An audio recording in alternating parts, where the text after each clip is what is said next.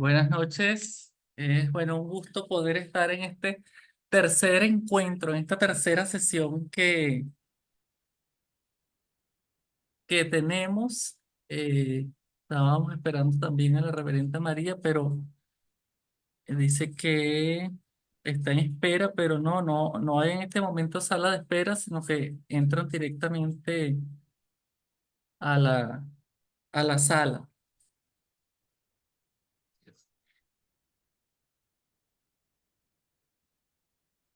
Progress.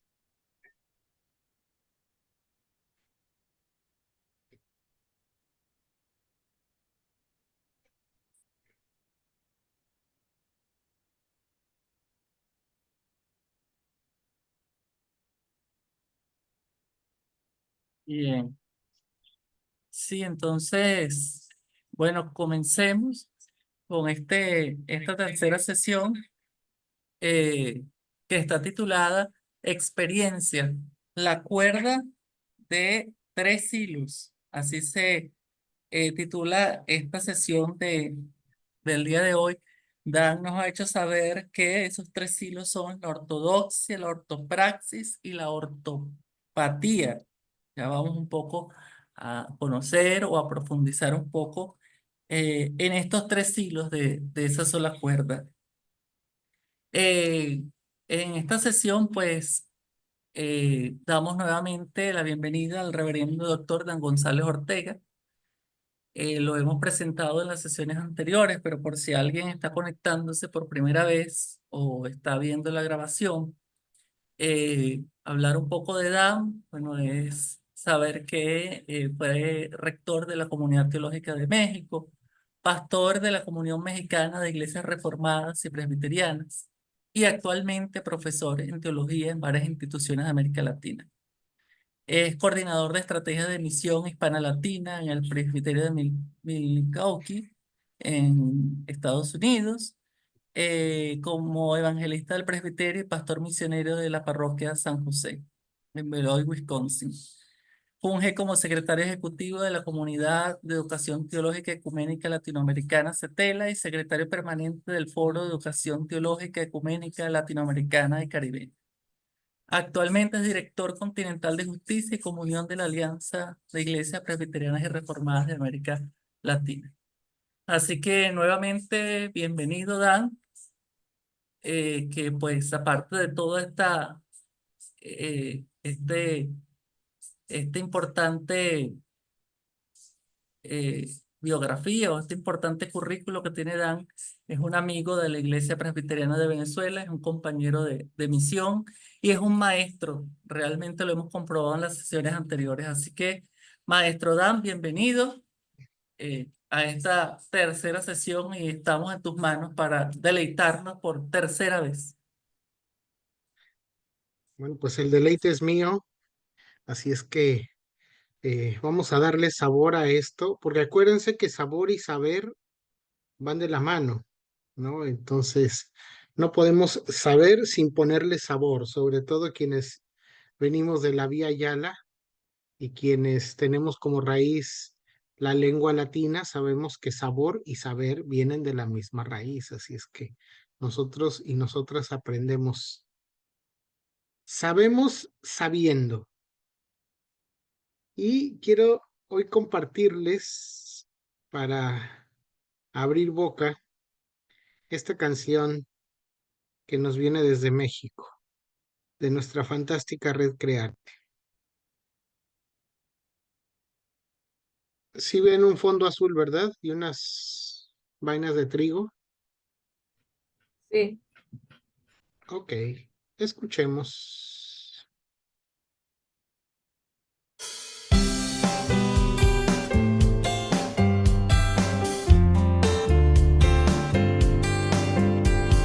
Te inclinaste a mí, me escuchaste, diste alegría a mi corazón.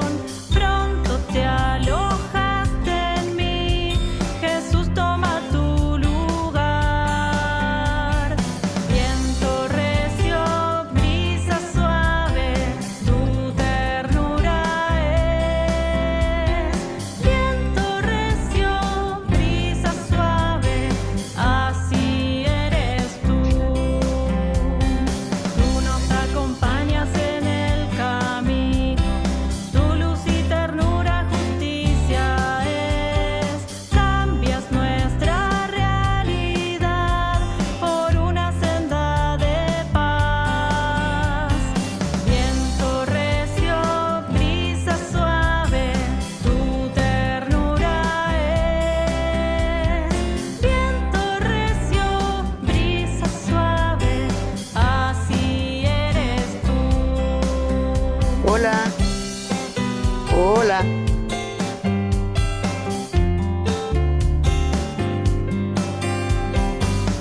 Hola. inclinaste a mí, me liberaste. Hola. Diste alegría a mi corazón.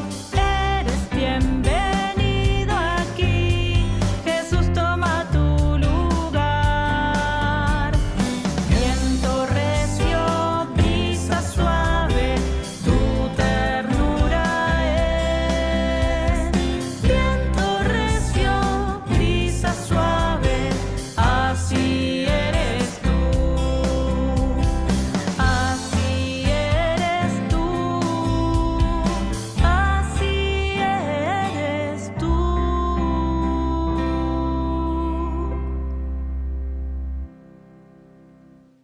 Muy bien.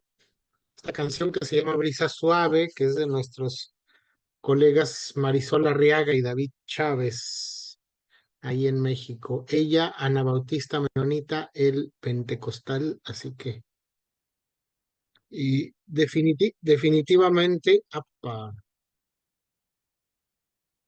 definitivamente esta canción nos va a servir de telón de fondo para lo que hoy vamos a reflexionar. Insisto en que lo que yo les traigo son sugestiones, son seducciones, ¿no? Pero quienes tienen la mejor opinión, la mejor reflexión y síntesis, pues son cada una de ustedes. Voy a permitir compartir mi presentación de hoy.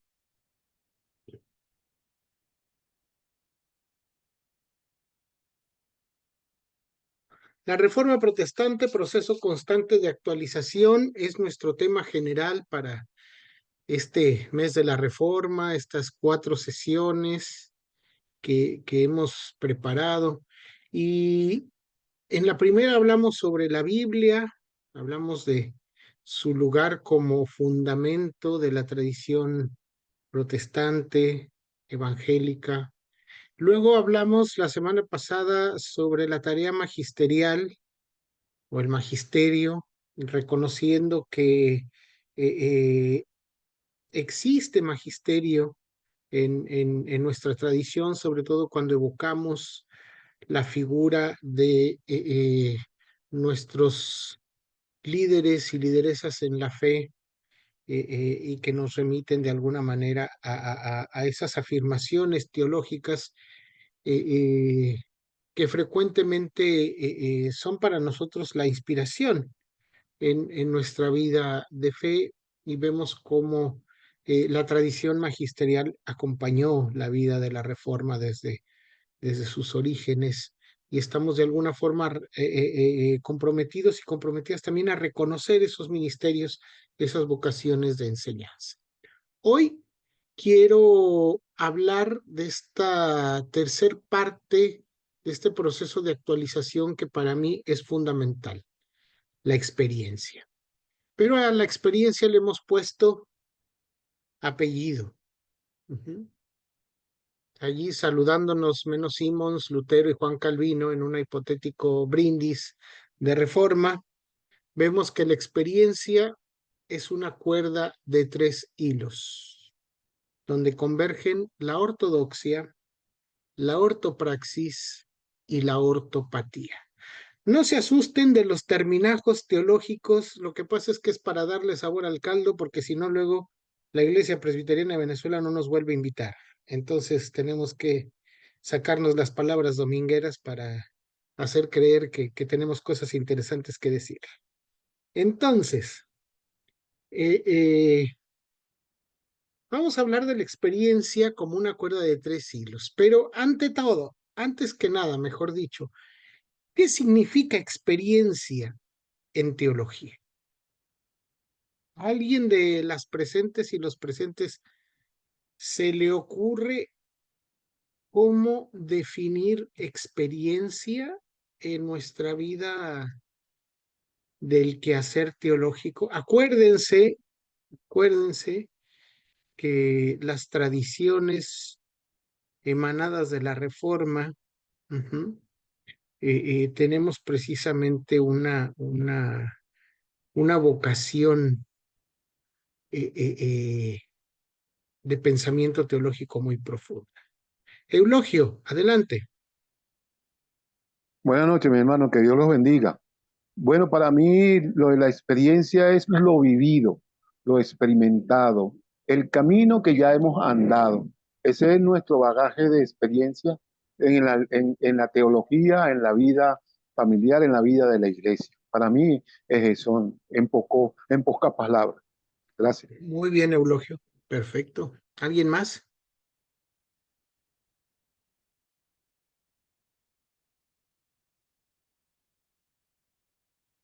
Dice María, experiencia es lo vivido, lo sentido, lo pensado. Muy bien, María, gracias y bienvenida también. ¿Alguien más? Lo bailado, dice Julio, y como decimos en México, lo bailado, ¿quién te lo quita? Ya lo bailado nadie lo quita, ¿no? Muy bien. Pues sí, la experiencia tiene que ver con lo que yo llamo precisamente en el ámbito de la teología, la sistematización de la espiritualidad o de las espiritualidades. Porque no hay nada más espiritual que el cuerpo. Nosotros conocemos con el cuerpo, somos corporalidades hechas a imagen y semejanza de Dios y a partir de ahí aprendemos.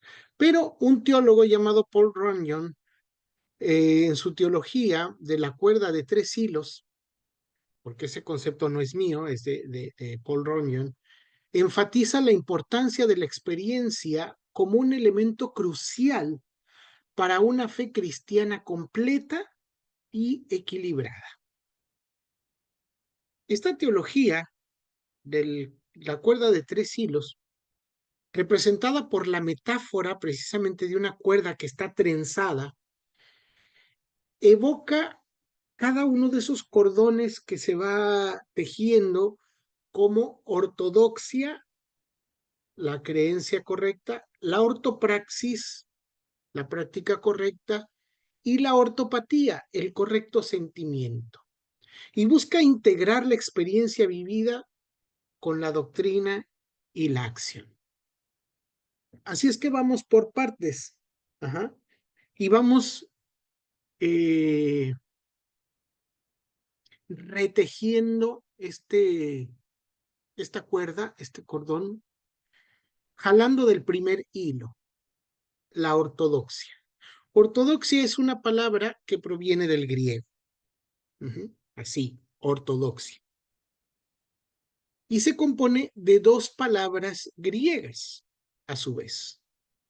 Ortos, que significa recto, correcto o verdadero, aunque verdad en griego es aletheia, pero por contexto ortos puede ser también verdadero.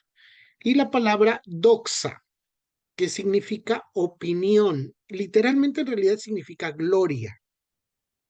Por eso cuando vamos a cantar la doxología, doxa, pues habla de gloria, la palabra de gloria, ¿no?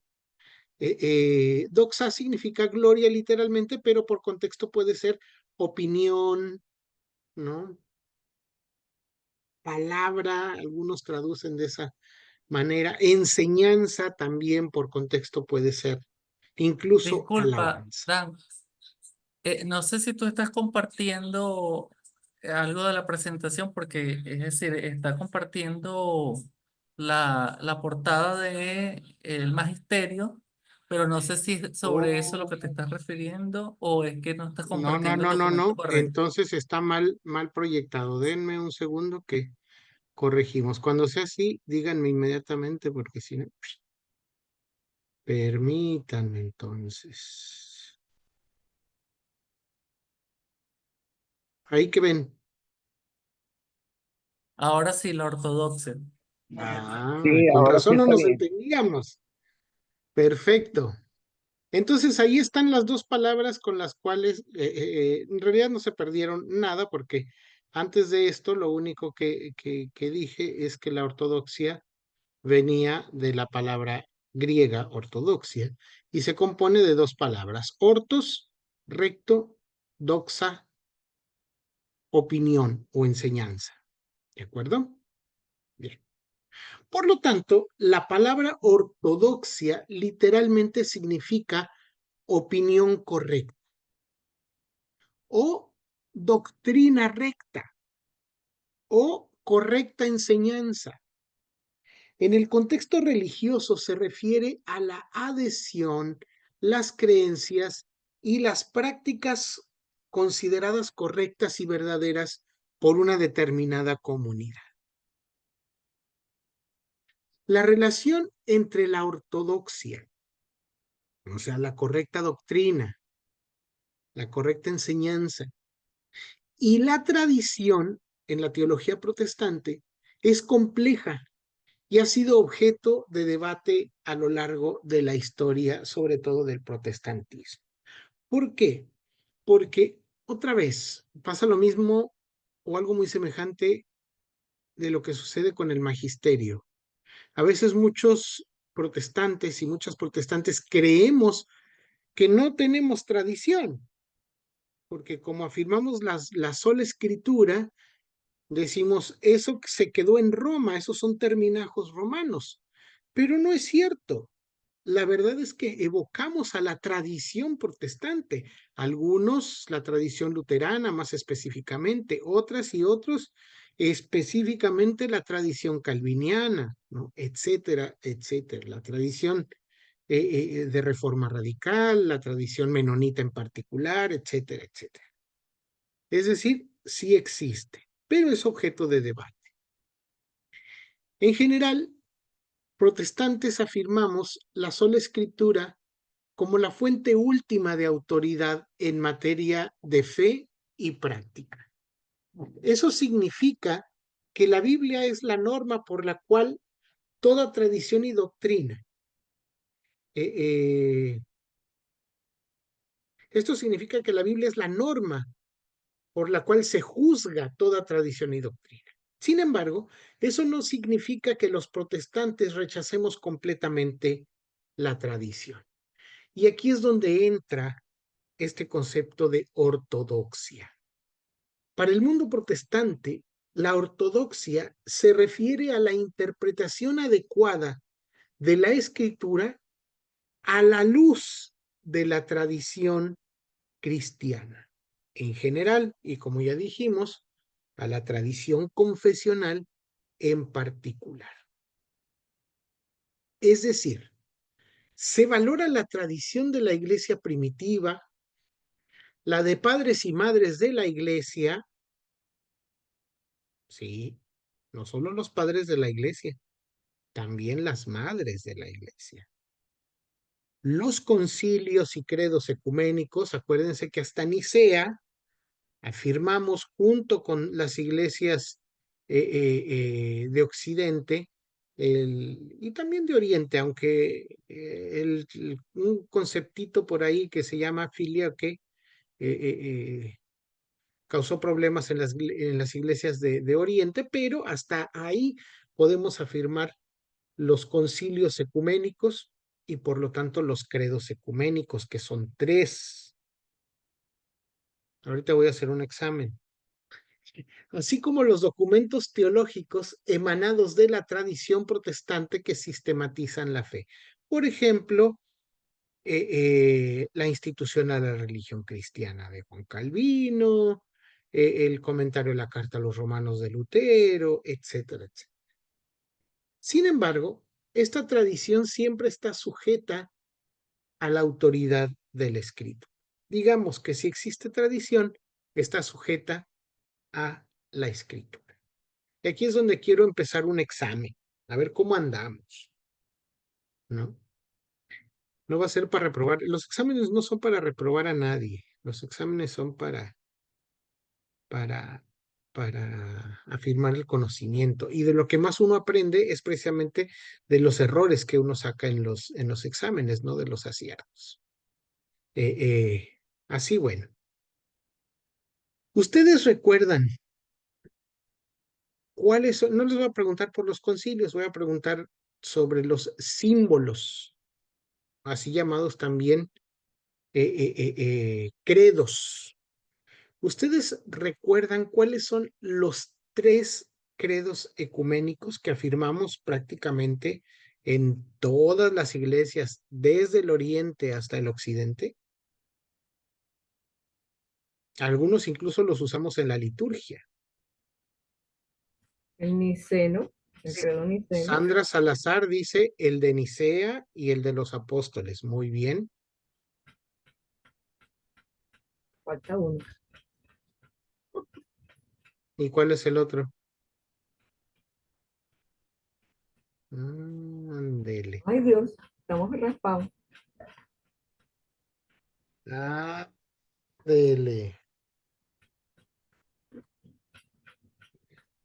Insisto en que los exámenes sirven para que cuando cometes un error o te falta algo, eso nunca lo vas a volver a olvidar, porque fue donde te lo sacaste mal o fue lo que te faltó en el examen. El otro credo, junto con el niceno ese que dice luz de luz, verdadero Dios de Dios verdadero, y el de los apóstoles, que es el que más repetimos a veces en las liturgias, a esos dos se les acompaña también el credo de Atanasio.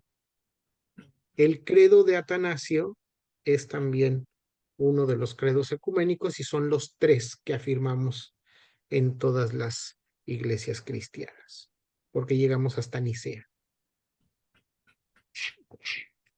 Muy bien.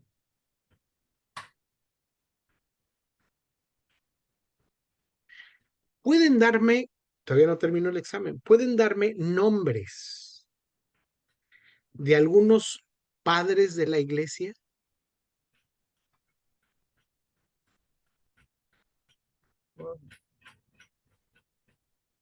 Abra nomás el micrófono y hable.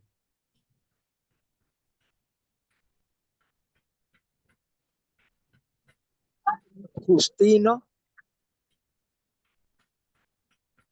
Perdón, Wilfredo. Justino, Justino, mártir, ¿no? Muy bien.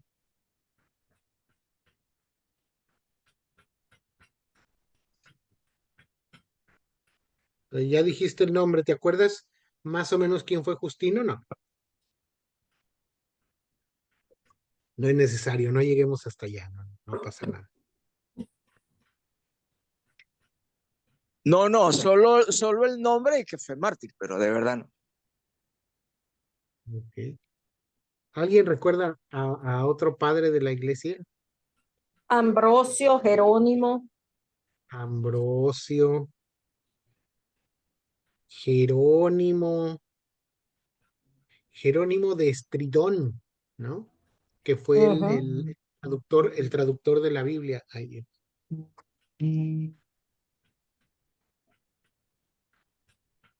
muy bien. ¿A quién más recuerdan?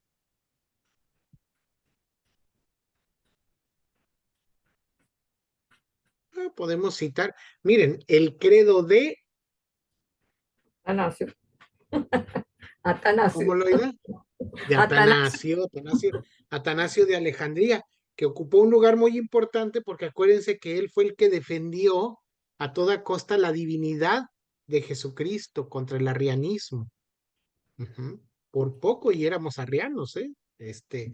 Atanasio fue un gran defensor de la divinidad de Jesús en esos debates teológicos. Basilio el Grande, Gregorio Nacianceno, Gregorio de Niza, Juan Crisóstomo, que le decían el boca de oro, boquita de oro, ¿no? Porque era un gran predicador. Ambrosio de Milán, Gregorio Magno. ¿Se acuerdan de Gregorio? ¿Te acuerdan de los cantos gregorianos? Papa llegó a ser, ¿no? Pero hay uno, por ejemplo, que es fundamental para el protestantismo, por lo menos para Lutero y para Calvino.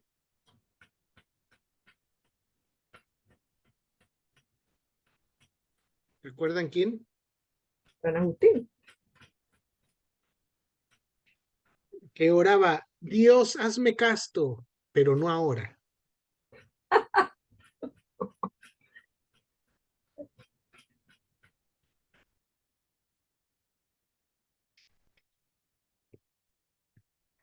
Africano, Bueno, del norte de África. Era San Agustín de Hipona.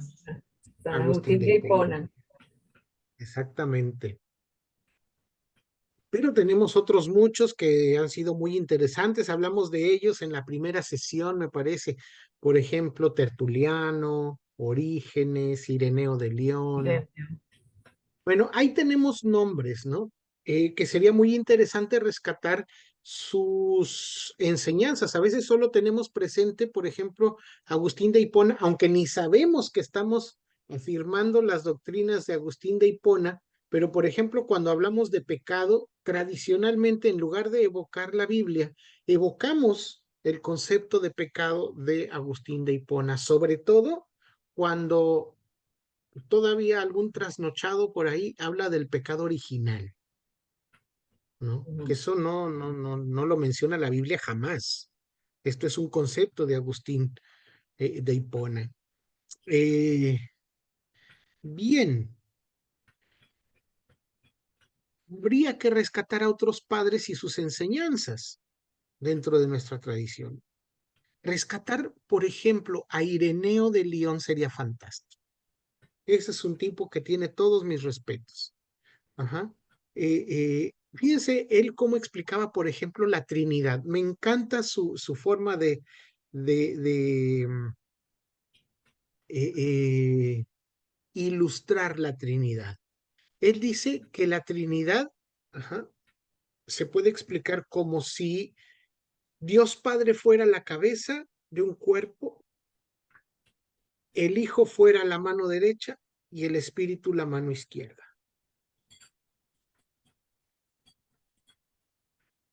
Ireneo de León era fantástico, además de ser sumamente profético. Ahora, se nos ha complicado el tema de evocar la memoria de padres de la iglesia. Y si yo les dijera que no solo había padres de la iglesia, sino madres de la iglesia, ¿ustedes qué me dirían? Bueno, más allá de qué puedan opinar al respecto, ¿se les ocurren nombres de mujeres que consideremos madres de la iglesia?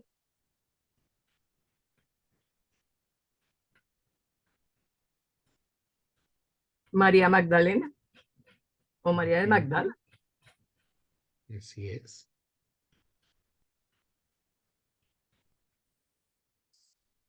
María de Magdala, que hay incluso un evangelio que no entró al canon, ¿no? Y de las dos Marías, uno de Magdalena y otro de María, Madre de Jesús. Pero miren, por ejemplo, de María Magdalena hay una tradición muy bonita. ¿Ustedes recuerdan en los íconos, sobre todo de Oriente, cómo cómo escriben? Porque los íconos no se dibujan, los íconos se escriben. ¿Ustedes recuerdan cómo se escribe el ícono de María Magdalena? ¿Qué es lo que caracteriza a un ícono de María Magdalena?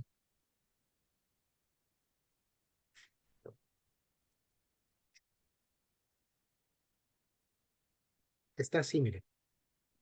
La manito la tiene así, pero ¿qué tiene en la mano? Un frasco de perfume, ¿no?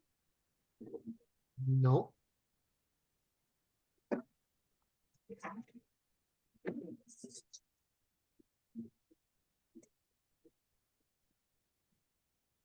un huevo rojo.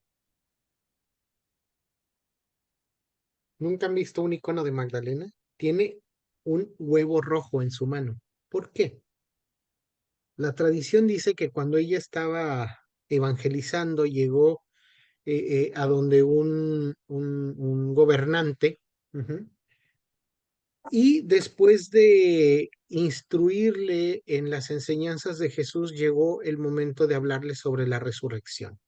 Y como la resurrección no era una enseñanza muy aceptada, sobre todo en el ámbito semítico, en el pueblo judío particularmente, pues el gobernante se rió de ella. Dijo que si Jesús hubiese resucitado, entonces los huevos, o el huevo que tenía ahí, porque estaban en un almuerzo, ¿no? En lugar de ser blanco, debería ser rojo. Y entonces ella tomó un huevo blanco e inmediatamente se puso rojo. Ujú. Esa es la tradición del huevo rojo. en, en, en, en, en la iconografía cristiana. Pero junto con ella podemos mencionar a madres de la iglesia, por ahí, por ejemplo, del siglo III está Perpetua y Felicidad, que fueron mártires en Cartago, Catalina de Alejandría en el siglo IV, Helena de Constantinopla, la mamá de Agustín, Mónica de Hipona. Hablando de Mónica y de Agustín, y nada más como breviario cultural, ajá, si a ustedes les gusta por ahí de pronto leerse un librito en un par de días, en momentos así libres, les recomiendo un textito de Justin Gardner, un escritor noruego, que se llama Vita Brevis. Ahí va a hablar, su personaje principal se llama Floria. No les voy a hacer spoiler, búsquenlo. Si no lo encuentran en su librería de confianza, se lo pueden bajar por internet en un par de minutos. Está en PDF en cualquier lugar. Les invito entonces a que lo busquen. Así como tenemos madres de la iglesia, como Macrina la Joven, que fue hermana de Basilio el Grande y de Gregorio de Niza, así como Paula de Roma, también tenemos reformadoras, así como tenemos reformadores, ajá, y que citamos en nuestros documentos teológicos para evocar la tradición, así como citamos a Lutero, a Calvino, a Zwinglio, etcétera, etcétera. Ajá. También hay mujeres que aportaron teología muy profunda al mundo de la Reforma y que son parte de nuestra tradición. Argula von Grenberg, Catarina Sell, entre muchas, María Denter, es decir, hay un gran número también de mujeres que junto con los reformadores hicieron un trabajo de reforma y que hacen parte entonces de nuestra tradición. En fin, voy a continuar con mi argumento. Sandra Salazar pregunta, ¿San Agustín? Porque en lugar de decir Agustín de Hipona, seguramente dije San Agustín, ¿verdad? Sí, sí, yo creo que no hay ningún problema en que digamos que alguna persona, hombre o mujer, han sido santos, porque a final de cuentas la iglesia está compuesta por personas santas, así lo afirmamos, y sobre todo quienes somos de tradición calviniana, creemos firmemente, ajá, en la perseverancia de los santos y las santas. Ujú. Una persona santa es aquella que ha sido elegida por Dios. Y si vienen de la tradición metodista, con mayor razón. Ujú.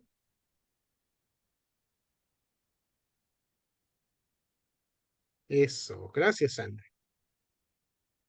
En fin, en fin. Vamos a continuar con el argumento. La ortodoxia en la teología protestante busca mantener un equilibrio entre la autoridad de la escritura y el valor de la tradición.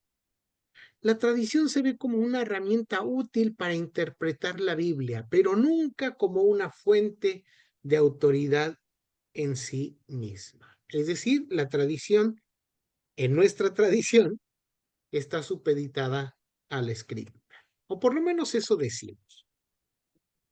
Habría que ver si es cierto, porque yo me he dado cuenta, voy a regresar un poquito, yo me he dado cuenta, no sé cómo sea la realidad en sus iglesias, no sé si todos y todas están en Venezuela, creo que sí, creo que ahora no veo a alguien de otra latitud, bueno, independientemente de eso. Yo no sé cómo sea en sus respectivos países, pero por lo menos en mi país de origen, y particularmente en la tradición a la que pertenezco, que es la tradición presbiteriana, eh, hay ocasiones en que yo no sé si se cita más la confesión de fe de Westminster que la propia escritura. Más aún, se cita la escritura, pero siempre teniendo en la cabeza las confesiones, particularmente la confesión de fe de Westminster. Entonces, ahí es donde yo digo, teóricamente la tradición está supeditada a la escritura, pero en la realidad, si evaluamos muchas veces es al contrario. Incluso leemos la Biblia poniéndonos primero los espejuelos, los lentes de la tradición.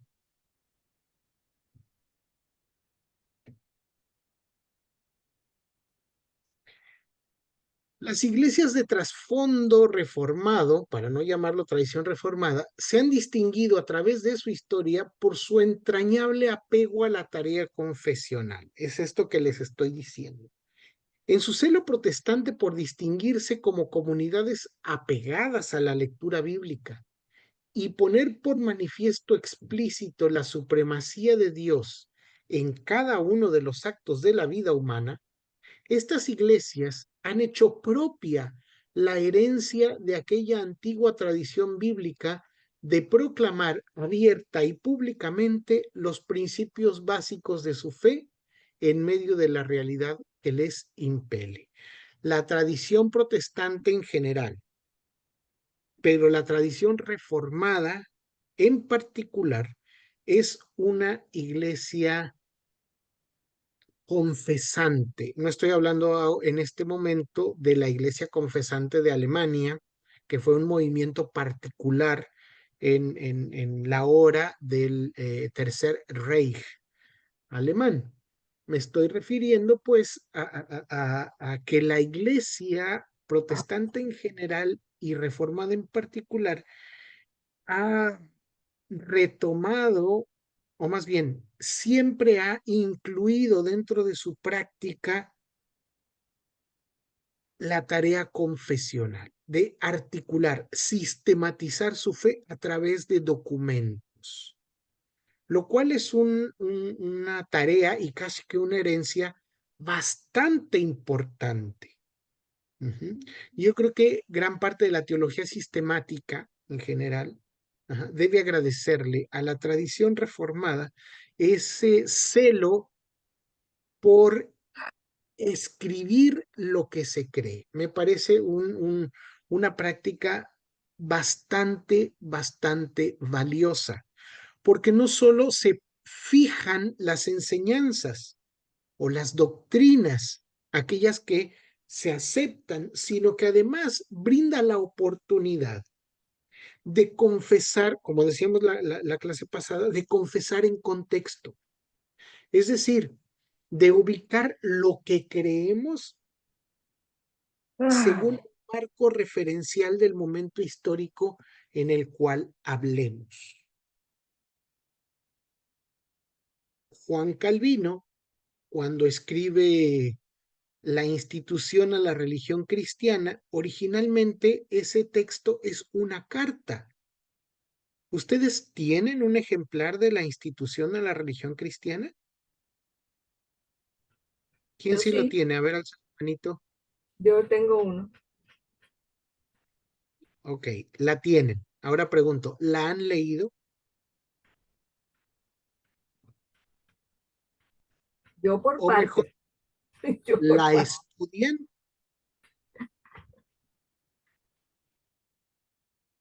Cuando van a preparar ancianos, ancianas de iglesia, o mejor aún, cuando van a preparar pastores, ¿estudian la institución a la religión cristiana?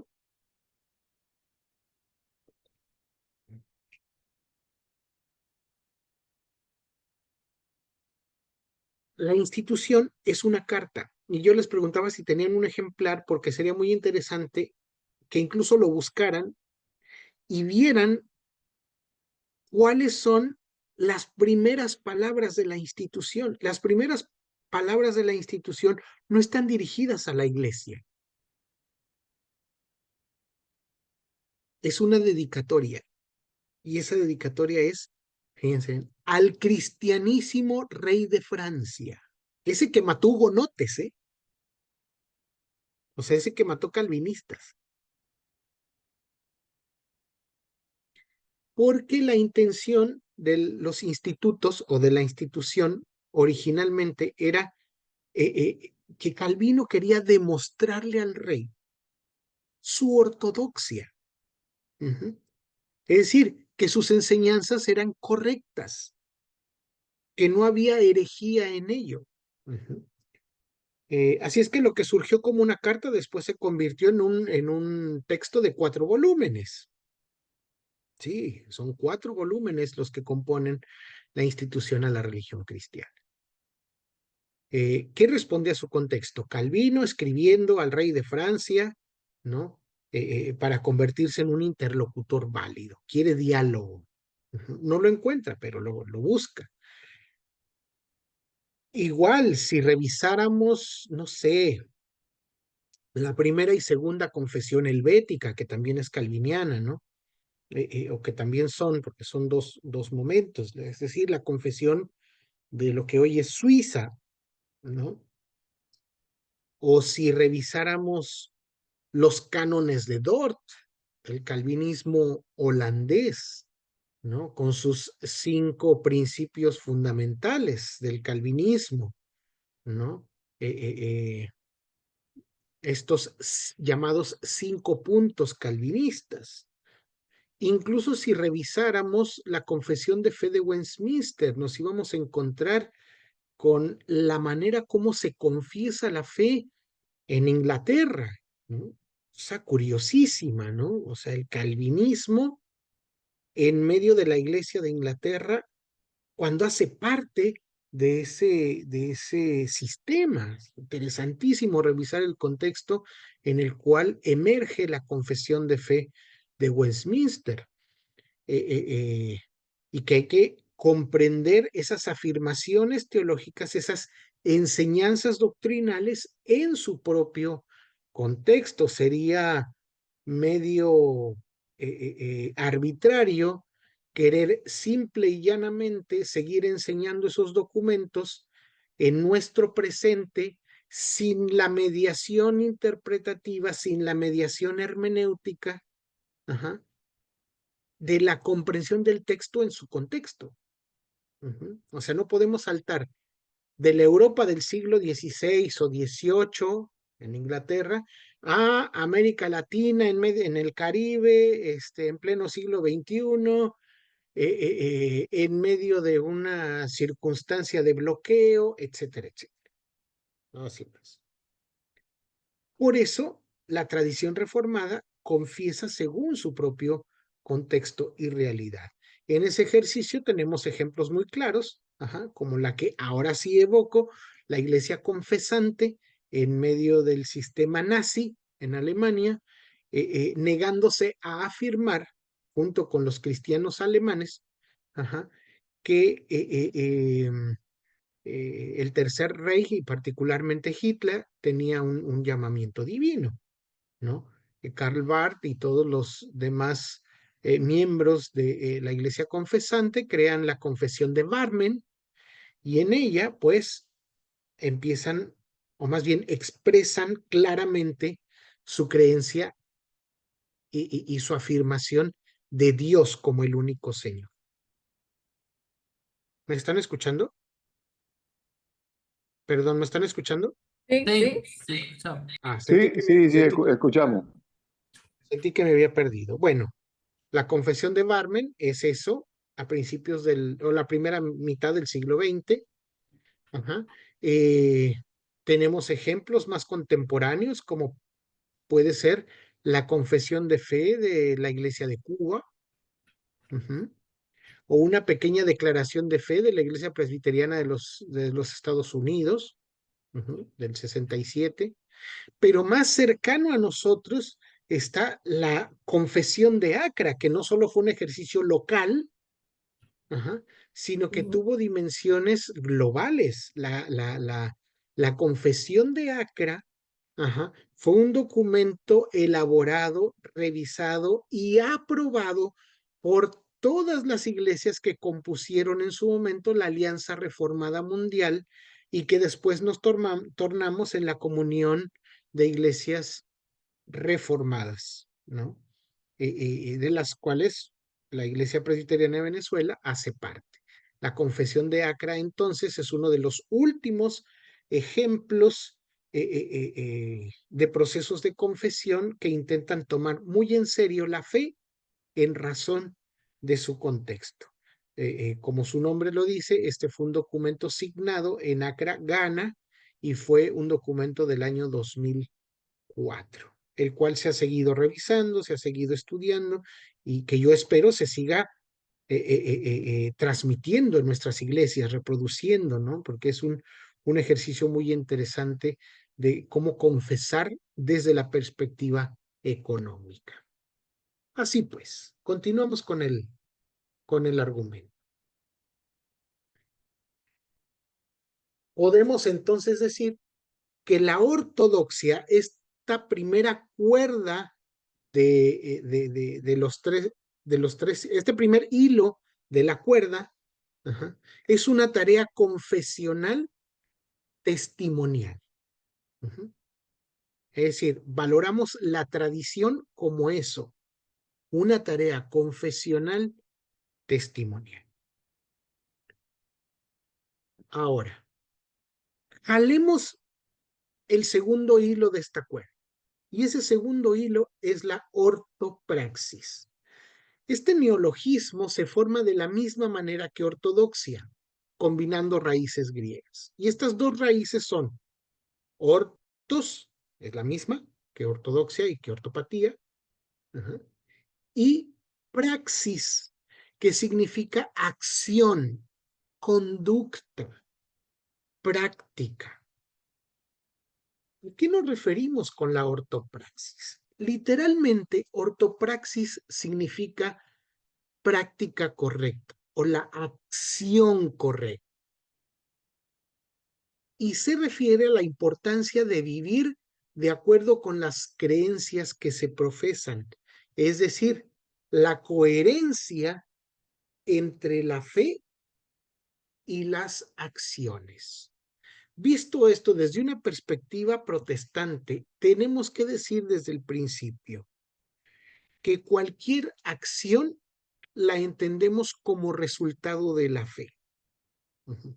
O dicho de otra manera, la fe nos ha liberado para las buenas prácticas. No es que buscamos nuevas, buenas prácticas para ser liberados, o para ser salvados. La teología protestante, entonces, o en ella, la ortopraxis está estrechamente relacionada con la doctrina de la justificación por la fe, que hemos venido trabajando a través de estos encuentros de los martes. Si bien los protestantes enfatizamos que la salvación se recibe por gracia mediante la fe en Jesucristo, también reconocemos que la fe genuina produce frutos en la vida de cada creyente. Insisto, son frutos que proceden de la fe que se opera a través de la gracia. No al revés. La ortopraxis, entonces, se ve como una consecuencia natural de la fe salvífica. No es un medio para obtener la salvación, sino una evidencia de que la persona ha sido transformada por la gracia de Dios.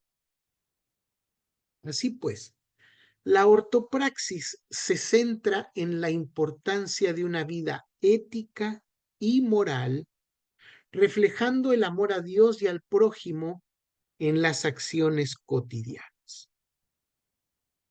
La ortopraxis está ligada al proceso de santificación.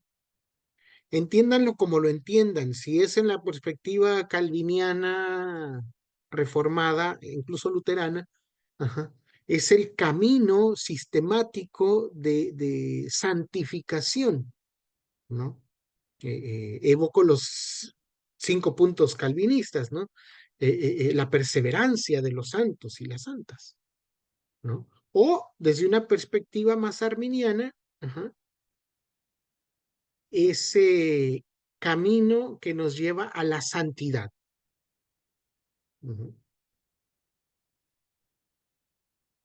Así entonces, la ortodoxia está ligada al proceso de santificación por el cual la persona creyente va recobrando su imagen y semejanza con Dios, transformándose según la imagen de Cristo mediante la obra del Espíritu Santo. Aquí tengo que detenerme un poco, porque es muy importante. ¿Cómo nos ha creado Dios? Pregunta de catecismo. Independientemente de cuál catecismo, pero casi todos van a responder de la misma manera. ¿Cómo nos ha creado Dios? Su imagen y semejanza. Ah, su imagen y semejanza, sí, sí. Ahí está. A su imagen conforme a su semejanza. Muy bien.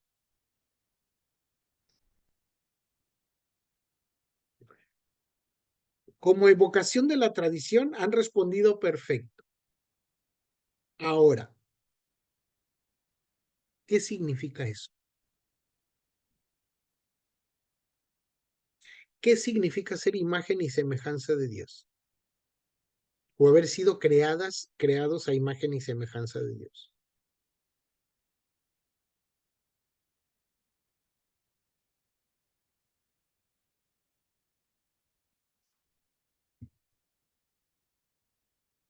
Adelante, adelante. Nos creó seres humanos diversos, dice María, ¿sí? Con potencial ¿para qué, Sandra?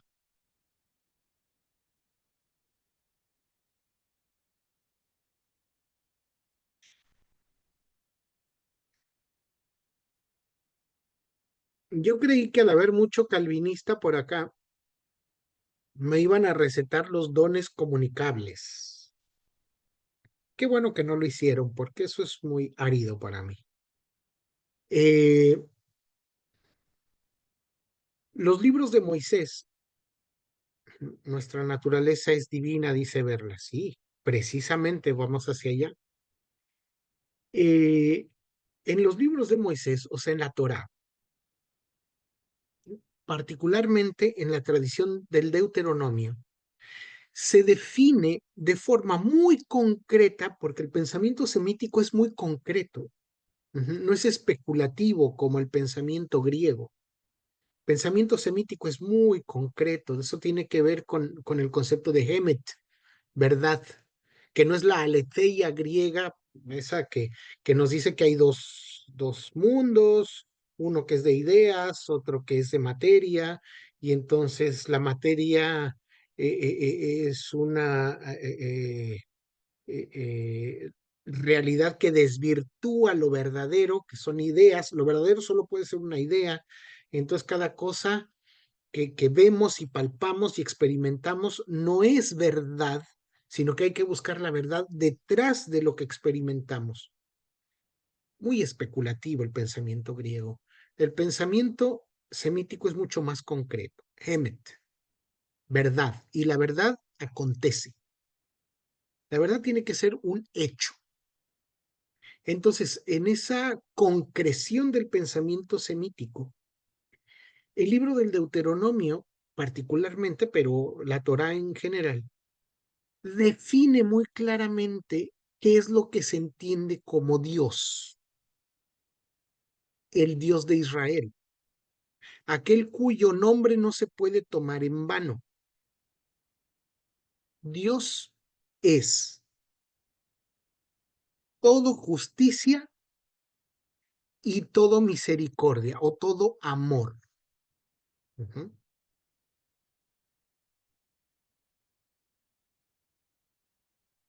Dios escuchó el clamor de su pueblo, ¿no? Pero además Él no dejará de corregir a su pueblo. Se resume en dos circunstancias concretitas. El Dios de Israel es justo y compasivo. Justo y amoroso, pues. O justo y misericordioso. dependiendo de cómo traduzcan, pero es eso, justicia y amor.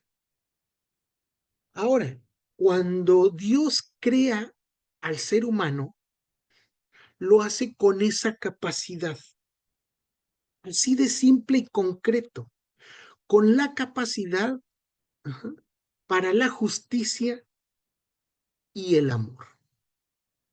¿Qué es lo que sucede cuando la persona falla en este camino de armonía con Dios y con todo lo creado? Que esa imagen y semejanza con Dios se distorsiona, se desvirtúa e incluso se desvincula. Y entonces, precisamente lo que voy a ponerlo en términos a veces o medio abstractos, se corrompe esa capacidad, iba a decir innata, pero no es innata, es que fue proveída por Dios, esa capacidad de actuar con justicia y compasión. Ahí es donde el ser humano empieza a ser injusto y bestial o violento. Se desvirtúa esa capacidad intrínseca con la cual Dios había dado de sí a su creación en el ser humano. En la imagen de Cristo, de Jesús el Cristo, ese viejo Adán que corrompió su imagen y semejanza con Dios, Adán, no Adán, Adán, es decir, esa humanidad.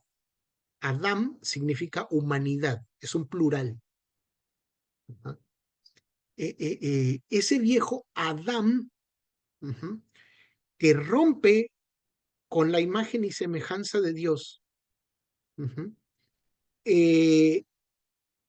se ve ahora en la posibilidad de restituir esa imagen y semejanza en la imagen del segundo Adán, del nuevo humano, de la nueva humanidad en Cristo.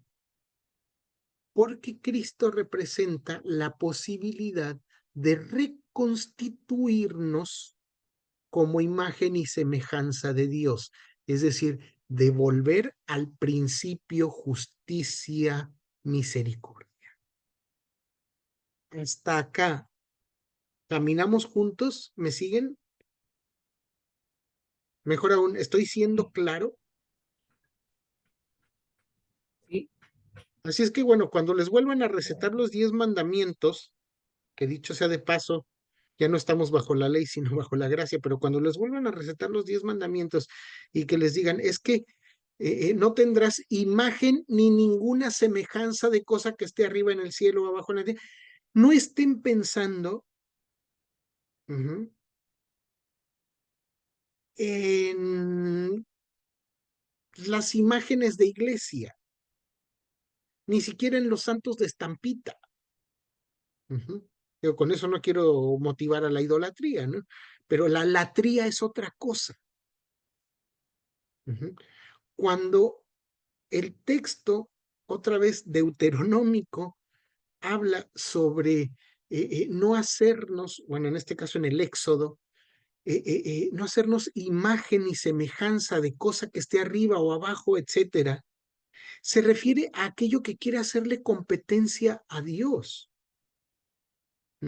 ¿Y qué era eso que el pueblo conocía como imagen y semejanza de los dioses?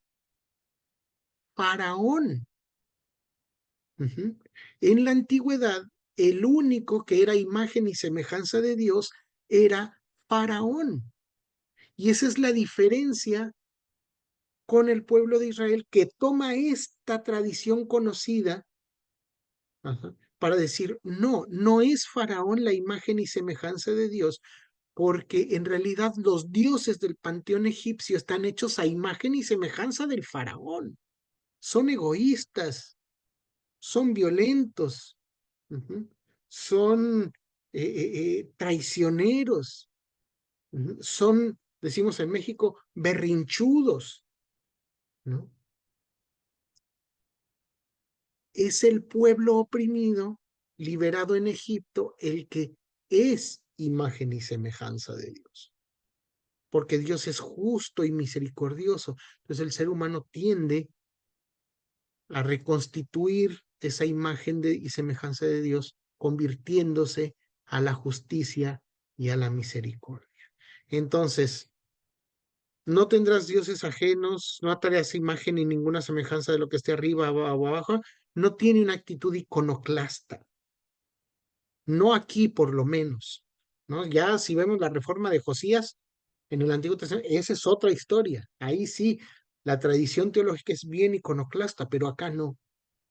Acá lo que quiere el escritor bíblico es vincularnos a ese Dios de equilibrios.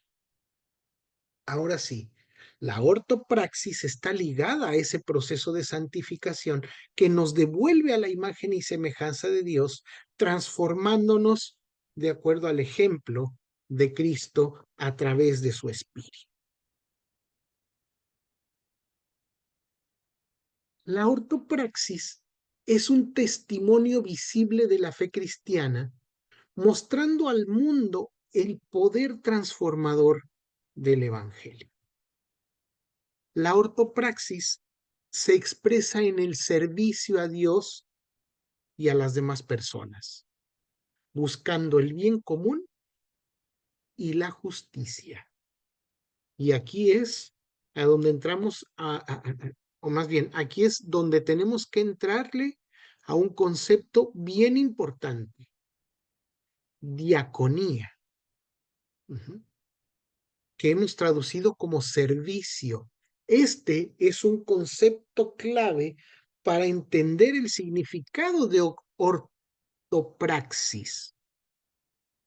Diaconía es también un concepto griego que los primeros cristianos tomaron de la lengua franca del primer siglo para explicar lo que hacían. Los conceptos griegos diakonos, diéconos o diaconon pertenecen a una lengua importada por el cristianismo primitivo, particularmente por el cristianismo, ya que la versión griega del Primer Testamento usa en forma muy esporádica estas palabras para hablar de servicio. Así es que es el cristianismo el que adopta la palabra diáconos para hablar sobre su tarea. Diaconía es una palabra que se encuentra en textos griegos como los de Heródoto, Eurípides y Aristófanes para designar a personas que se dedicaban a tareas domésticas de distintas índoles. Es decir, la palabra diaconía, servicio, no era la que hacían los aristócratas, no era la actividad del demos, es decir, de los ciudadanos, de los miembros de la ciudad. Diaconía en los griegos, en los clásicos sobre todo, denota la tarea hecha por el servicio doméstico, es decir, las personas esclavas o las mujeres. Y ahí es donde yo digo que en la tarea diaconal de la iglesia hay 3 ámbitos de lo diacónico. A ver, me voy a regresar un poquito acá. Otra vez, el servicio que presta la iglesia primitiva es algo que desprecia la sociedad, porque nadie quiere hacer el trabajo ni de los esclavos ni de las mujeres. Pero Jesús dijo: yo no vine para ser servido, sino para diaconei, sino para servir.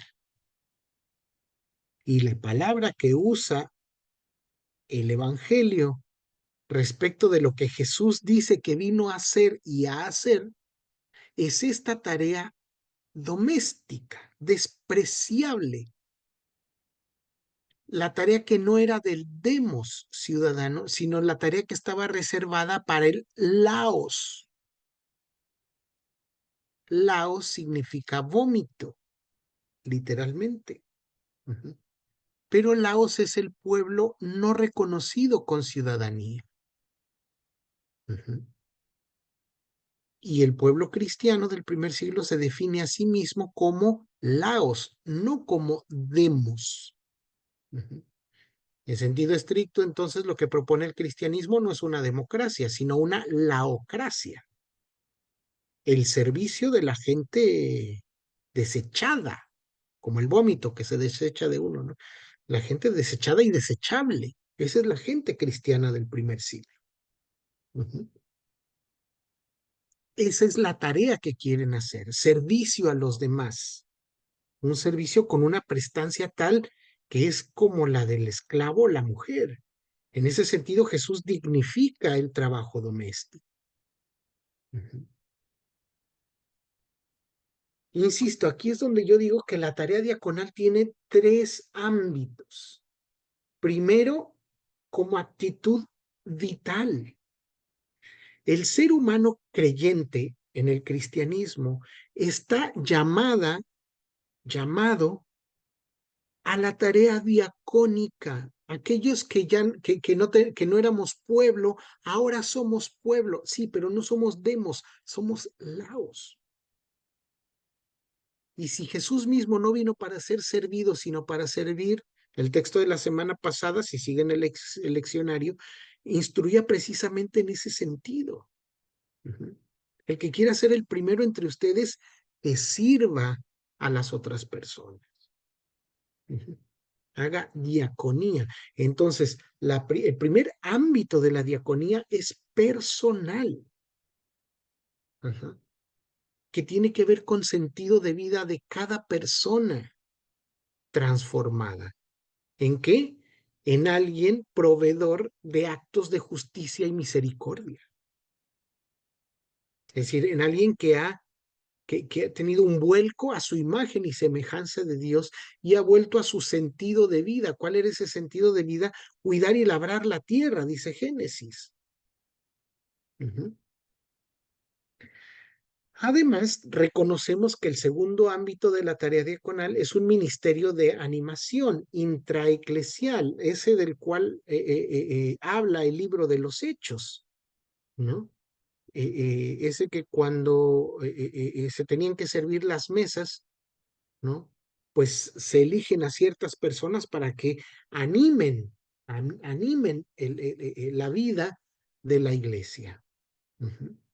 El tercer ámbito diaconal que yo creo existe es la atención a las necesidades de carácter público o lo que llamamos testimonio. Ujú. La diaconía en la iglesia, y quienes pertenecen a la tradición presbiteriana me entenderán en esa particularidad. Ajá, porque tenemos diáconos y diáconas, ajá, que, como decía en el segundo ámbito, animan la tarea de la iglesia, pero no están para contar ofrendas solamente, ni para administrar los bienes de la iglesia solamente, sino para animar el sentido comunitario de la vida. Es decir, para organizar a la iglesia de tal suerte que la iglesia salga hacia afuera en compromiso diacónico, es decir, en compromiso de servicio hacia las demás personas, ajá, a través de acciones de justicia y amor. Dicho esto, entonces, entendamos que la diaconía, servicio en justicia y amor, es sentido de vida para la cristiandad. Sentido de vida personal, pero sentido de vida comunitario Y a eso es a lo que llamamos ortopraxis. Ujú. La correcta práctica entonces es diaconía. Ujú. Y ahí pasamos a al tercer hilo de esta cuerda, la ortopatía, que se construye también con dos términos griegos. El primero ya lo saben, recto, verdadero, correcto, y patos. Patos que significa literalmente sufrimiento o afección, pero que por contexto puede ser emoción o sentimiento. Entonces, literalmente ortopatía significa afección correcta. Por contexto es el sentimiento adecuado o el sentimiento correcto. Este término de ortopatía fue acuñado por el teólogo Thomas Oden en la década de los 80 del siglo XX para describir la importancia de las emociones y afectos correctos en la vida cristiana. La ortopatía enfatiza la dimensión afectiva y experiencial de la fe cristiana. Eso no lo puse aquí, pero se los digo entre comillas. Es lo que yo llamo espiritualidad. Uh-huh. Repito, la ortopatía enfatiza la dimensión afectiva y experiencial de la fe, complementando la ortodoxia y la ortopraxis.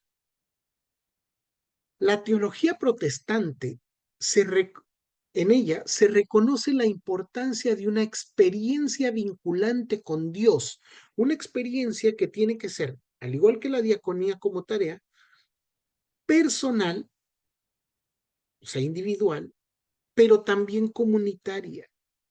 La ortopatía destaca que esta experiencia debe estar guiada por afectos rectos, amor, sobre todo a Dios, gratitud, arrepentimiento, gozo, paz, etcétera, etcétera, que son los frutos del Espíritu Santo y reflejan una relación auténtica con Dios.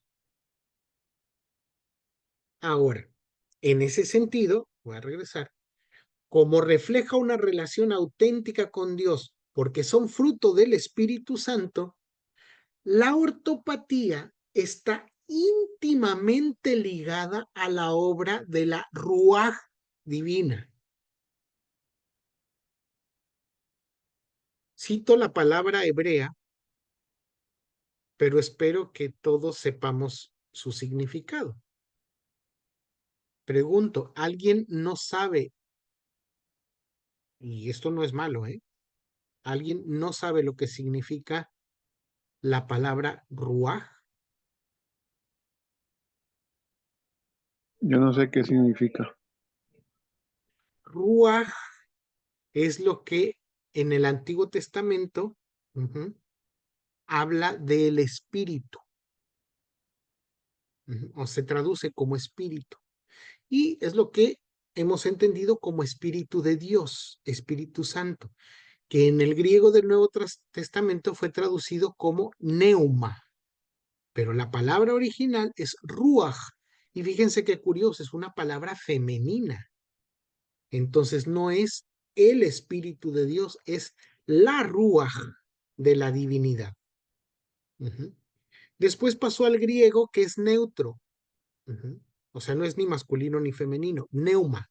Y luego pasó al latín con Jerónimo y entonces ya fue el spiritus y ahí es donde se torna masculino y nos llega al castellano como una palabra pseudo masculina, porque en realidad no es que lo sea. Pero como decimos que el castellano no tiene neutros, pareciera ser una palabra masculina, pero también pudiéramos decir, o sea, también, tan correcto es decir el espíritu como decir la espíritu. Bueno, la ortopatía entonces está íntimamente ligada a la obra de la Ruaj divina. Según los credos ecuménicos, el lugar de habitación de este neuma, o sea, la traducción de Ruaj, es el espacio donde se manifiesta la iglesia, ¿Se acuerdan el tercer artículo del Credo de los Apóstoles? Díganmelo de memoria. Creo en el Espíritu Santo. Síganle. Señor y dador de vida. No. Creo en el Espíritu Santo, la Santa Iglesia Iglesia Universal. Bueno, católica. Católica. No dice universal. Creo en el Espíritu Santo, la Santa Iglesia Católica. ¿Qué más? La comunión de los santos. La comunión de los santos, el perdón de los pecados, la resurrección de la carne y la vida Perdurable. eterna. Si ustedes observan, neuma, que es la palabra griega del credo también, está vinculada a la iglesia. Es el tercer artículo del credo. El credo es trinitario. Primero nos presenta al Padre, luego nos presenta el Hijo, y cuando habla del Espíritu, en realidad habla de la iglesia. Ruach Neuma tiene una relación vinculante con la iglesia. Ruach Neuma es aquello que nos posibilita ortopatía. Martín Lutero dijo, el Espíritu Santo quiere que Cristo llegue a ser un solo cuerpo con nosotros. De esto podéis desprender por qué Cristo llama al Espíritu Santo el Consolador. ¿Ustedes se recuerdan cuál es la palabra que traducimos como el Consolador en el cuarto evangelio? Paracleto. ¿Cómo?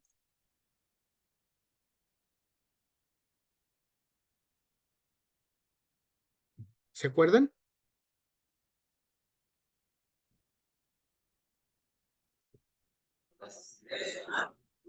Paracleto.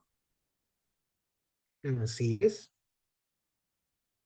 Ruach Neuma ha recibido nombres diversos en la tradición bíblica y también en la teología. Se le ha llamado, si pensamos por ejemplo en Ezequiel, ¿no? O en Jeremías, viento recio, brisa suave. El cuarto evangelio le llama, como bien nos recuerda Wilfredo, Parácletos. Dice así el texto de Juan 15:26. Cuando venga Parácletos, a quien yo les enviaré desde el Padre, Espíritu de la verdad que proviene del Padre, dará testimonio de mí. Parácletos es un término construido etimológicamente por tres componentes, a saber, un prefijo para, que significa cercano, estar al lado de o junto a, también puede decirse en favor de. Después está el verbo kalein, que significa invocar o llamar. Y después está el sufijo tos, paracletos, que vuelve el término una forma pasiva, pues indica que ha recibido la acción. Quienes han intentado una traducción de la palabra parácletos concuerdan en definir que esta palabra desde la perspectiva jurídica. Lo que hoy se ha popularizado a través del anglicanismo abogacía, advocacy, pero que en castellano sería mejor definido con la palabra defensoría. De esta manera, Parácletos se convierte al castellano como abogado, abogado defensor, ¿no? Abogado principalmente y por contexto, defensor, ayudador, consolador, como decía Lutero, ¿no? O confortador. Ligar el concepto de abogado confortador al de Ruach Neuma, sobre todo a la luz del contexto del cristianismo de los primeros 2 siglos, tiene bastante sentido si la iglesia se concebía a sí misma como una comunidad acusada e injustamente perseguida. Ahí la tarea de ese Parácletos como promesa de Jesús, quien era un condenado a muerte, y que debía provenir del Padre de justicia, no podía ser sino la residencia perfecta de la esperanza en la cual la iglesia podía consolarse y descansar de sus persecuciones. Ahora bien, la tradición de nombrar a Ruach, Neuma, es bíblica, pero también es teológica. Juan Calvino va a llamar al espíritu o al Ruach o al Neuma de distintas maneras. Le llama espíritu de adopción, arras y sello de nuestra herencia, también le llama fuego consumidor. En otros espacios, Juan Calvino llama al Neuma vida, agua, aceite, le llama también unción, le llama fuente y manantial, e incluso le llega a llamar la mano de Dios. No estoy hablando de Maradona, estoy hablando de Calvino. Por otro lado, Lutero afirma que si está presente el Espíritu, él derramará el amor. O sea, Lutero le llama al Neuma derramamiento de amor. Dice, y hará aflorar una sinfonía de virtudes. En virtud de esta tradición bíblico-teológica de interpretar la presencia activa de la Ruach Neuma divina, yo me permito usar la siguiente referencia para nombrarla. Claro, porque lo hago confesando en mi contexto. Yo la llamaría ternura divina.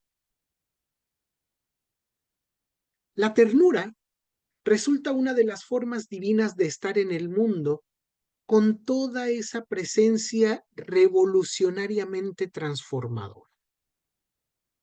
En este sentido, la ternura sería la persona divina que tiene que batallar directamente con el status quo, que regularmente conduce a la barbarie, a la brutalidad y a la violencia sin sentido, es decir, la oposición a Dios. Pero es también la presencia divina al lado de la iglesia como ortopatía vinculante. Como bien apunta el teólogo Harold Segura, que es un colombiano que trabaja en Costa Rica para World Vision, él dice, la ternura es un género de comunicación que va más allá de las palabras y establece vínculos con expresiones de afecto, caricias, miradas, sonrisas y cuanto signo que transmite amor. Además de ser una práctica de convivencia incluyente y solidaria que acoge a toda criatura por igual por su dignidad y valor, pero también el vínculo de relaciones que ayuda al crecimiento de afectividad, confianza y seguridad que posibilitan el desarrollo de capacidades para afrontar dificultades. Fin de la cita de Harold Segura. Dios, entonces, sucede en cualquier acción donde prevalezca la ternura. Dios acontece a través de la ternura. Esa ruaj, silbo apacible, ese neuma, viento cadencioso, Paráclitos que está de parte de quien necesita cobijo. El escritor Juan Carlos Restrepo ilustra la ternura al describirla como la actitud de un gato, el cual ante las caricias responde con docilidad y afecto, pero ante el maltrato saca las uñas. Entonces, ojo, la ternura no significa suavidad. La ternura sería, en la dinámica humana, la capacidad de afrontar las circunstancias de la vida con afectividad apegada a los valores del amor, pero con la firmeza de decir no en forma enérgica ante las situaciones de injusticia. Así entonces, la ternura divina, perfecto equilibrio de justicia y amor, o sea, la esencia de Dios, con perfecta ortopatía. Y aquí quiero citar a Miqueas 6:8. ¿Lo recuerdan?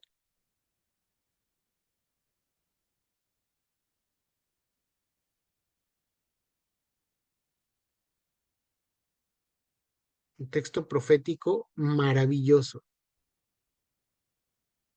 que de hecho para mí sería casi que el hilo conductor de la teología, si no de toda la Biblia, por lo menos del Antiguo Testamento. No, si no lo recuerdan de memoria, búsquenlo en su Biblia. Te he declarado lo que es bueno ante Dios, hacer justicia, misericordia y ser humilde ante Él. Esa es la ortopatía. Y esa es la ternura divina como perfecto equilibrio, justicia y amor. Y es lo que se demanda de los creyentes.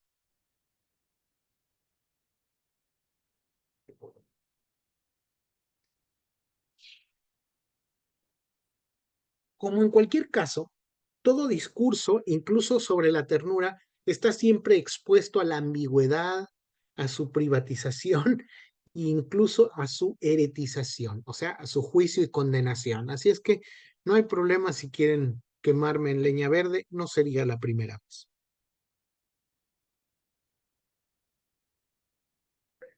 Y aquí es donde voy sintetizando esta experiencia como cuerda de 3 hilos. Ortodoxia, ortopraxis, ortopatía. Cuando consideramos esta cuerda de 3 hilos, que es la experiencia cristiana, consideremos el equilibrio entre ortodoxia, ortopraxis y ortopatía. Sin una base teológica sólida, la experiencia puede ser subjetiva y engañosa.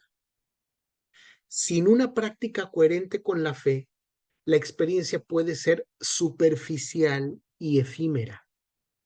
Sin el patos correcto, perdemos la vinculación con la divinidad. La experiencia entonces representa equilibrio entre la cabeza, las manos y el corazón. Ortodoxia, ortopraxis, ortopatía. El equilibrio permite discernir cuándo estamos frente a experiencias emocionales genuinas y distinguir de experiencias superficiales e incluso fraudulentas. Si yo hablo lenguas humanas y angélicas y no tengo amor,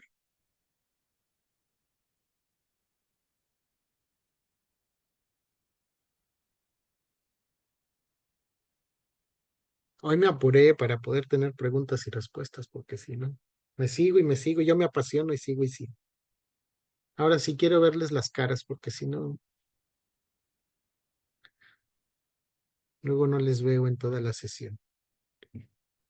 Ahora sí, ¿ya dispusieron la leña verde? Miren que es época de brujas y yo me considero más heredero de las brujas que de quienes las quemaban.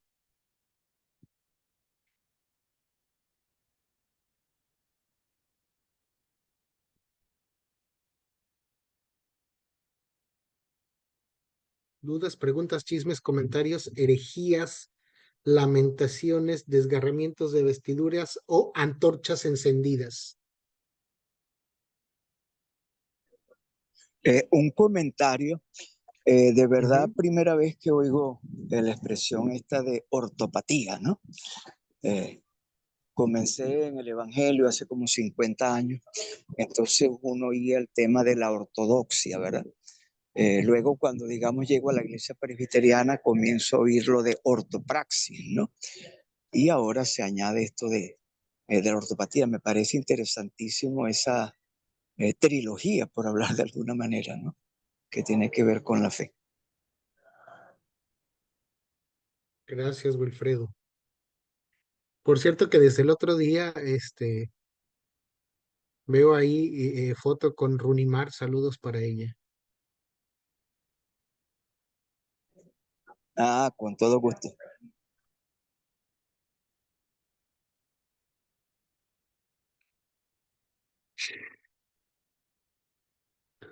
Yo no sé dónde perdimos la ortopatía. Y a veces nos queremos hacer las duras y los duros. Y esconder la ternura, ¿no? Esconder la ternura.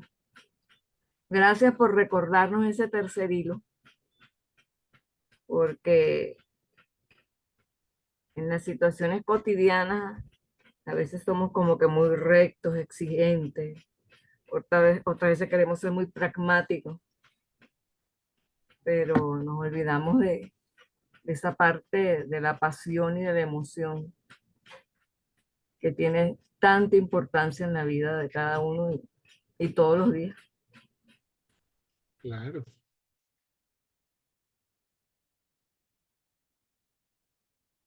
Incluso podríamos citar a un autor no tan contemporáneo, pero yo sé que produce amor y odio, amor en unos, odio en otros, ¿no? Pero me hiciste recordar, Loida, a ese personaje que para mí es entrañable porque yo viví junto con mi familia 5 años en Argentina, ¿no? Y hay un personaje que viene de ahí y tampoco, y otra vez no estoy hablando de Maradona, ¿no? Pero que él dijo alguna vez, hay que endurecerse sin perder la ternura, ¿no? El Che Guevara fue el que dijo eso.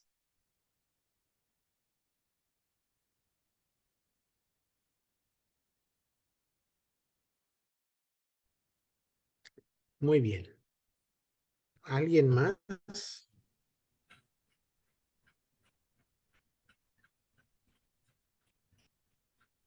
¿Alguien más allá de las filias y las fobias?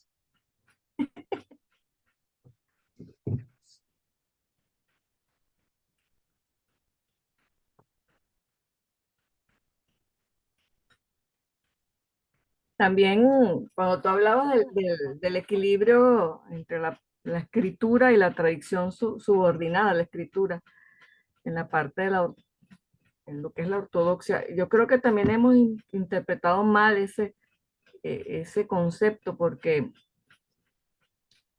a veces confundimos lo que dice la escritura con los legalismos, ¿no? Y somos muy legalistas, somos muy ortodoxos porque somos muy legalistas, aunque tengamos que cortar la cabeza a la gente. Y bueno, no, yo creo que nos has hecho pensar bastante hoy, a lo mejor nuestro silencio porque estamos procesando todo lo que nos has dicho en esta noche. Bueno, es la segunda vez que escucho un comentario así, ya verla me lo había dicho la semana pasada. Si escuchas silencio es porque estamos rumiando.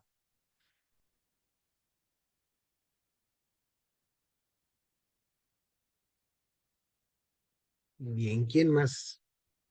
Anímense quienes no han hablado en estas 3 semanas. Ya llevamos 3 semanas. Tenemos ya casi una relación de familia y hay a quienes no les he escuchado ni la voz.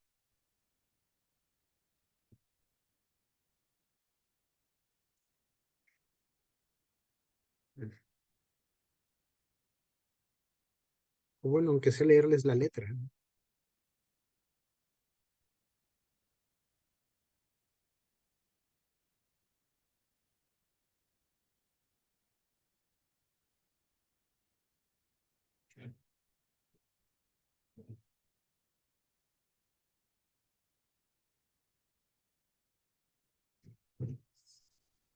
Bueno, si no hay más nada, yo creo que podemos hoy terminar temprano.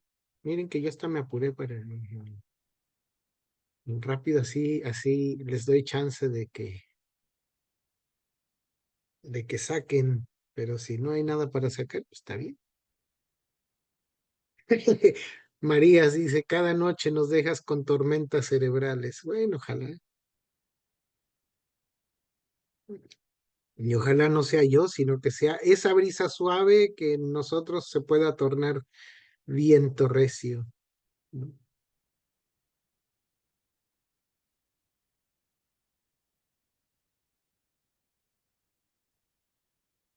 Bueno, ya que tenemos tiempo, bueno, primero déjenme ver si lo tengo por aquí, porque a lo mejor no lo tengo. Pudiera yo compartirles un poema que escribí en razón de esto, ¿no? Pero creo que no lo tengo, déjenme ver si está por acá. Si está, se los leo, si no, se los debo. Ah, sí está, aquí lo tengo.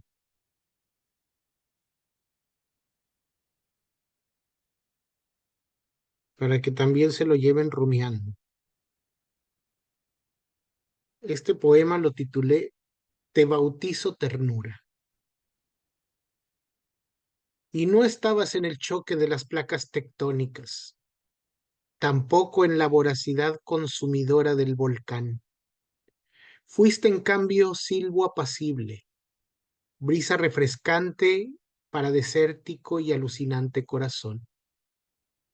Y no estabas manejando los piolines, no eran marionetas homiléticas del Evangelio, antes bien el calor ruborizante, lenguas fogosas, causadas por aquella cadenciosa danza, brisa apacible o viento recio, gracia prometidamente liberadora de Pentecostés, hoy te bautizo, ternura.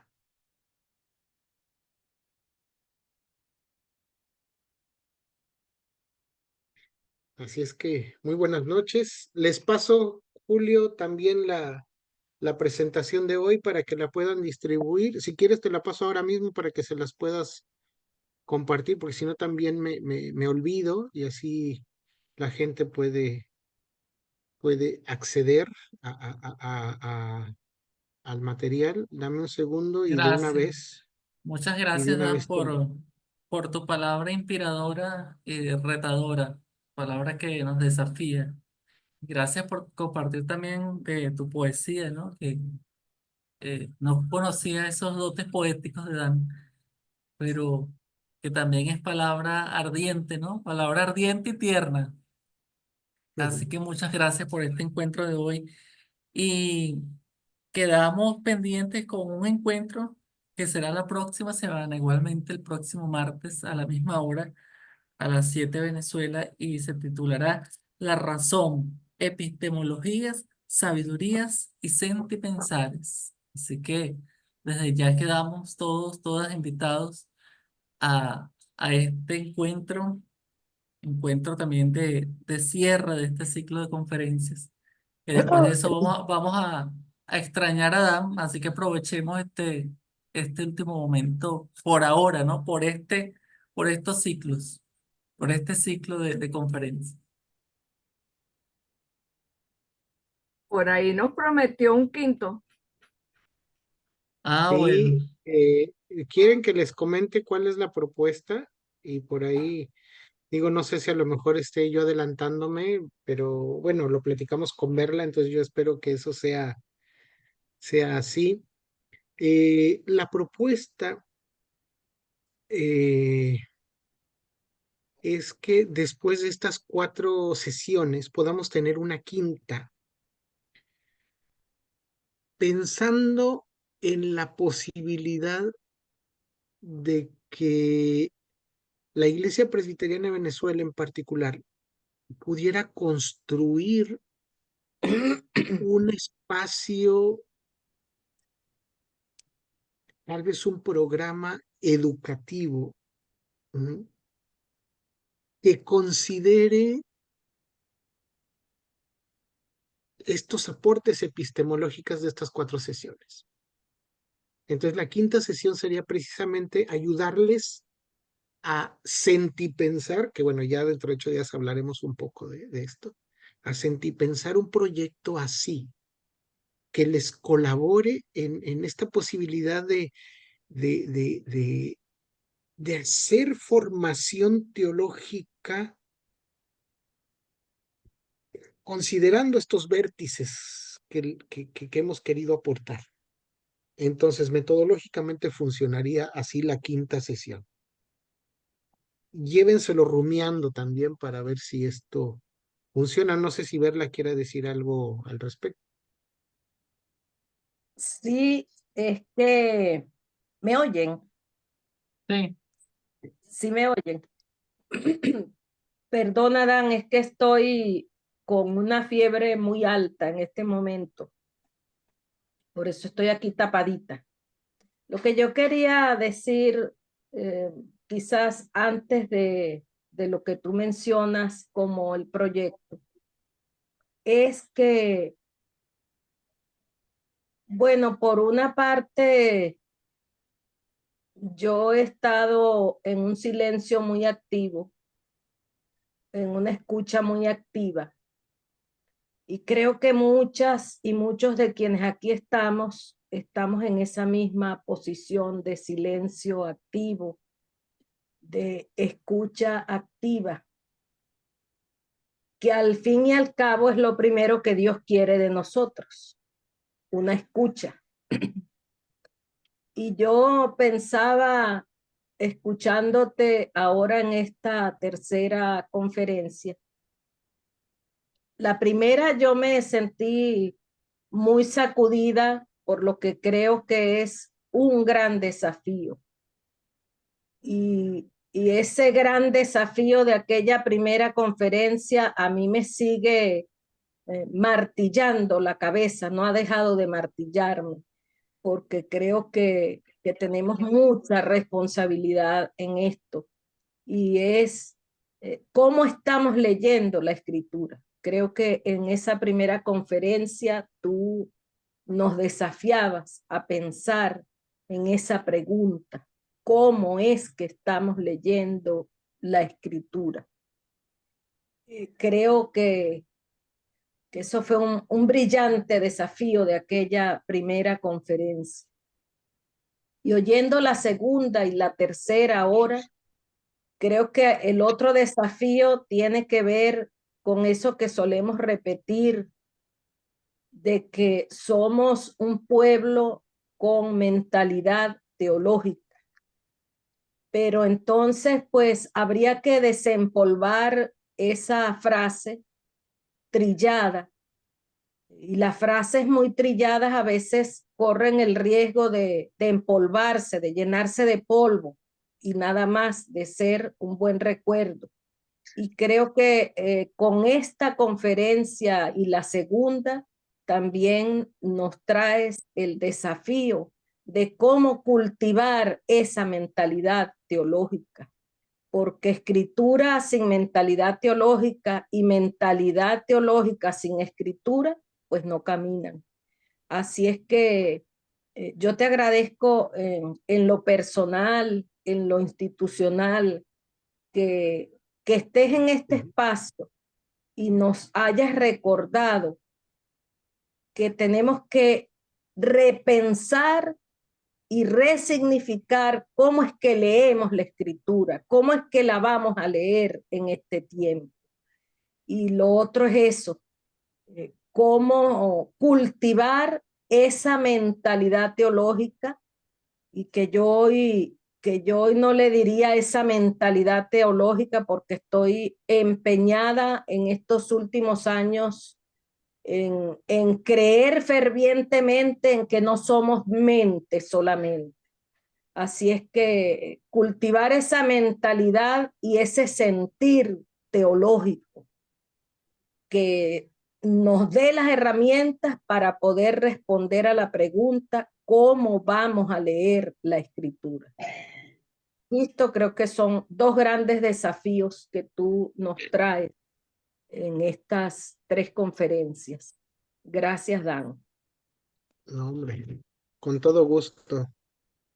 Así que bueno, pues seguimos pensando. Y por ahora les deseo un buen resto de semana y nos vemos pronto. Gracias, bendiciones. Gracias, Dan. Saludos. Gracias. Gracias, Dan, un abrazo. Igual.